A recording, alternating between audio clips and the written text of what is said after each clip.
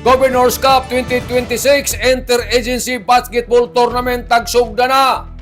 Dako ang tagbati na kalipay sa team ng Philippine Army na ila tagpildi ang team PNP RTC sa ilang unang salgada sa duwang basketball didon sa provincial gym na tagsugdan alas 6 ang takna sa gabi. Ang score sa Philippine Army 99, samtang ang sa PNP RTC 79.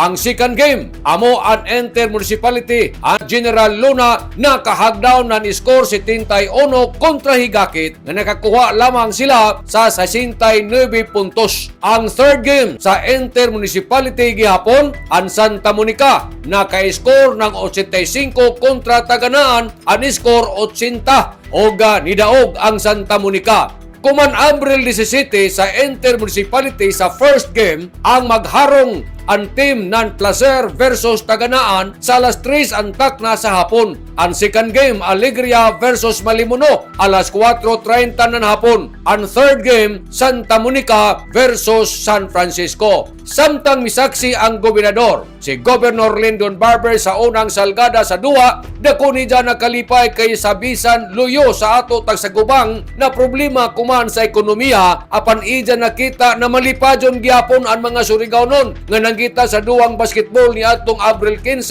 isip pag-ablay sa naisgutang programa sa lalawigan sa paugnat sa kusog. Sa Abril 18 sa Enter Municipality gihapon nga duwa nga basketball. Ang first game, Placer versus Tubod, sa alas 3 ang takna sa hapon. Samtang ang second game, Surigao City versus Higakit, alas 4:30 ang takna sa hapon. Ang third game, Santa Monica versus Sison, sa alas 6 ang takna ng Duyom. Samtang ang fourth game, ang Surigao City versus General Luna, sa alas 7 ang takna sa Duyom.